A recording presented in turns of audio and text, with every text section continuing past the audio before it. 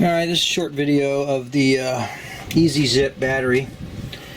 Okay, this is torn apart. The leads are corroded on. But anyway, on the back of the unit where it hits the bicycle itself, the negative is right there, which would be, I guess, to the left, facing me, and the right. Now these batteries are 24 volts, so they're put in series. The negative side goes to the top battery's negative pole over here. Okay? And then the positive side goes to the positive of the second battery, or the bottom battery. Okay? The negative, if you were to put these in series, you would then just connect the negative to this guy's positive here, like that. But that's where the fuse is working. So that's how they have it rigged up. So they have it, the positive of the first battery goes to the fuse, and the second part of the fuse switch goes to the negative of the bottom battery if it was sitting in the EZIP, or in this case on the bench. So you've got negative pole on the bike itself back here going all the way to negative on the first battery. You've got positive going with one wire to the positive of the second battery, the bottom battery, and then you have positive of the top battery going to the fuse, and then negative of the bottom battery going again to the fuse. Now this piece here is the charge part where your little adapter goes in. Now it's connected right here, and the negative goes to the negative of the top battery, the positive goes to the positive of the bottom battery, and it's just connected with it on the lead, right there on the lead. So what happens is these connectors here, the acid or whatever has corroded the leads, so they don't come off.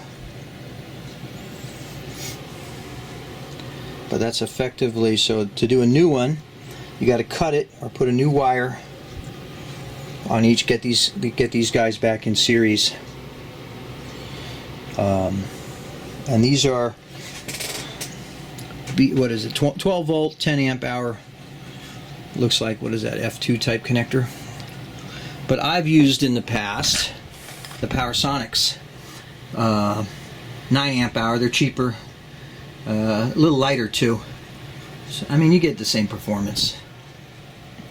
So these will have to be cut off. A new wire run. This also is a says here, I don't know, 600 volt wire. It doesn't say the gauge, interestingly enough. Oh no, 14 gauge. Okay, so that's 14 gauge wire. This wire for the charge is just a normal, nothing special wire, and the fuse wire is the same 14 gauge. Okay, so this is where the battery meets the bicycle. There's the poles down there. So again, you've got the negative pole on the left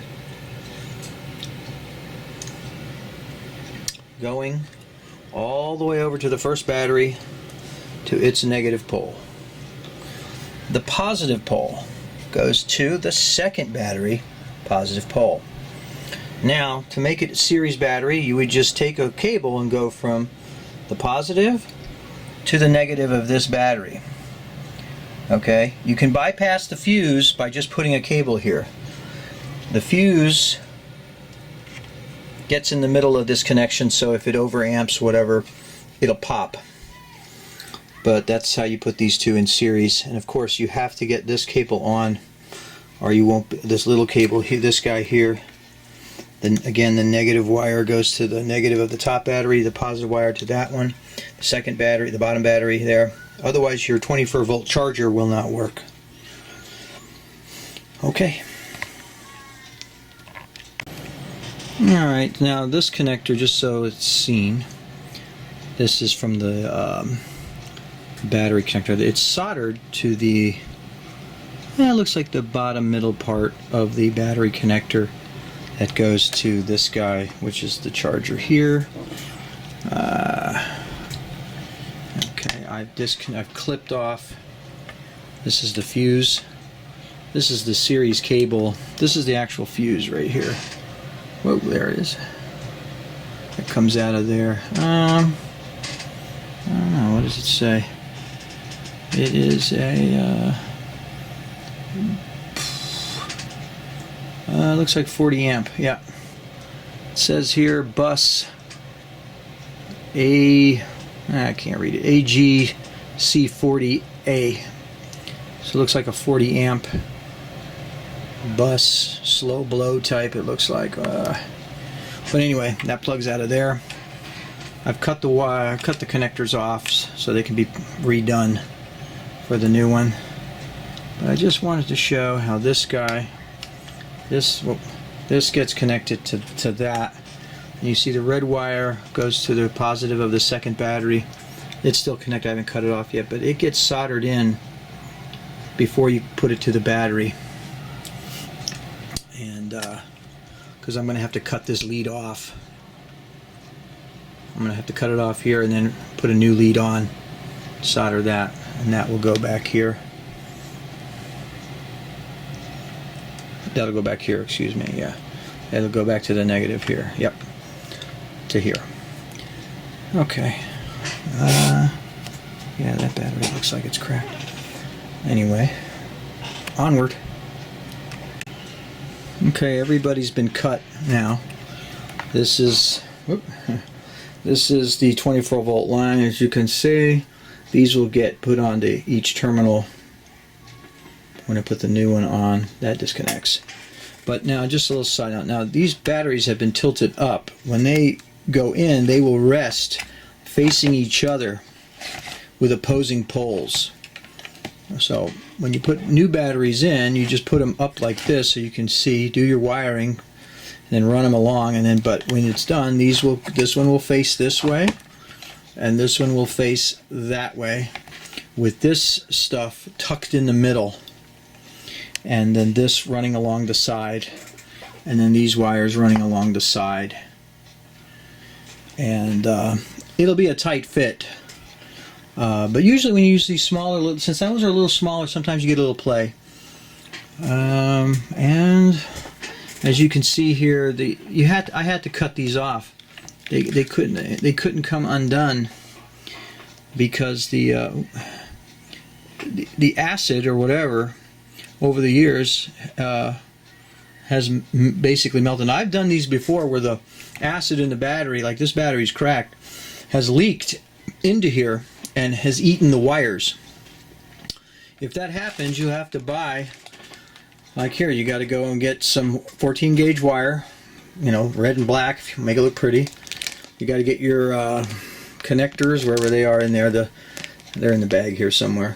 These type connectors, you got to get, yeah, see, one of these jobbies to replace this, because probably since I've cut it, it won't fit anymore, so I might have to replace the whole wire. But if you open it up and it's battery acids in here, most likely these wires, even like this fuse thing, will be no good. They'll be eaten. But you can still reuse everything just by running new wires from the back posts back there and working your way to here. I even made a little diagram here, but just so I have. But so no matter what's happening here, as long as the case is good, you can put two batteries back in series. Even if this, I've had one where this fuse panel was eaten away. Again, you just take a wire and just bypass the fuse if you want, but you cannot bypass this. You have to have, otherwise you won't charge again. All right, onward. The other thing I like to do is just, once you take the old battery out, one at a time, take your old battery out and put the new one in its place exactly how the other one was, because you're going to rewire it back, and then you're just going to fold these down If you take it all out, you know, and you'll be like, well, how was that battery this way or that way? But obviously, you always take a picture or video before you do anything. But anyway, so now these batteries will be going in, and I've got them faced the exact way the other ones were. So when I do the wiring back, it should all come back together. And that's it. We're going onward. All right. I've crimped on new connectors on each. Whoa, there it is. Wire. I ended up liking these connectors a little better because they have a sheath. Where'd it go? Oh, sheath. The one there, that one, came from the crimper kit. Basically for the charging, take the wire and you wrap it around the other wire and, you know, shove it in and then crimp them together. I used my meter to check the continuity. It's all there. So basically now we will wire this back together the way they have it. The negative will go here, and then the fuse goes together with this one over here, because the fuse is right there and it will act as the brake if it's over current. Again, if the battery acid has rotted or screwed that up, you can bypass it by taking the wire and going from there to there, which I think I did on one. But let's see. Now, I guess some people were saying before that the battery from the original one is soldered on. It looked like it was acided on to me from the use, but you never know. I don't know. Maybe they're soldered on initially, so you can maybe take your gun and get it off, but I don't know. I found it just was messed up, and just I cut them. The other thing too is even with the old batteries, they're down there.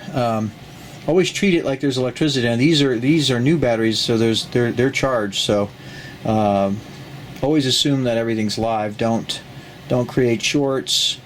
Don't touch two wires with two hands to create a circuit somewhere. Try to use one hand when cutting or putting these together. This way you don't somehow create a circuit on yourself. Alright, let's wire it up. Let's see. Okay, we're back here. They're all connected now. There. Now back there, I took my voltmeter and measured 24 volts. So they are connected in series. So now we're going to put the batteries facing each other.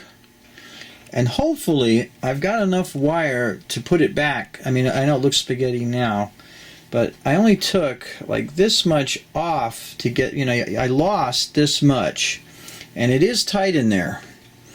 So if there isn't enough slack, of course I'll have to run a new cable, but so let's see if I can't get this spaghetti back together. Okay, got some of the spaghetti back together here. Now the important part is, because there's a screw in the middle, you want to make sure there's no wire crossing that, because when you put the case back on, you run the risk of screwing that on and nipping a wire and creating a short or an open. Okay, so you want to make sure all your screw holes, like back here, that you've run it, clearing all the holes. Otherwise you're going to create a problem, and you don't want it to get nipped.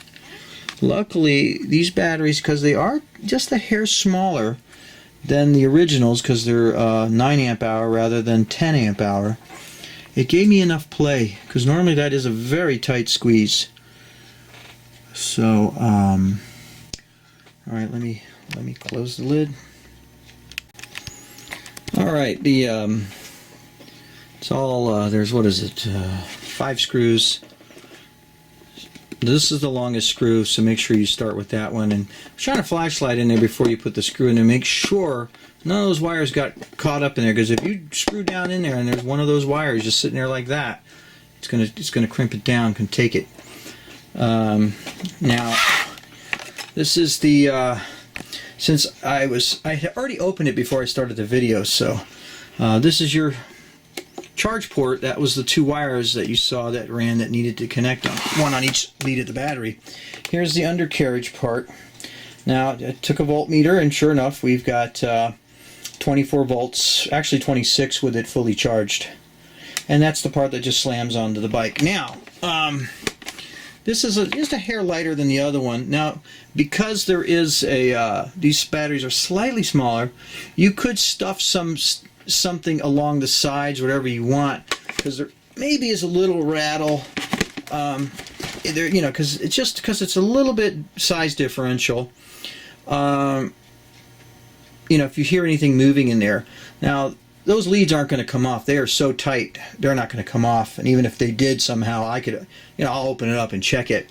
But let's go ahead and check that the charger's happy. I should see green or red depending if it's going to charge or whatnot. Obviously, if there's a break in there, you're not going to see anything. Now, you can stick your voltmeter in there, and it should also read 24 volts as well, because it's connected to the battery. But you want to check that, and then we're going to hook it to the bike itself. But other than that, this is for the EZIP Currie bike. These things are sometimes in black, I've seen. I got one on Amazon that was in black. Also, this is the part when you turn the key and it slides in. I've had it where the thing misses it sometimes, and I Dremel out a little bigger hole. I don't know if you've ever had that with your bike too. And of course, the big warning here, don't bypass the fuse. Well, I mean, if you had to, you absolutely had to, but try not to. But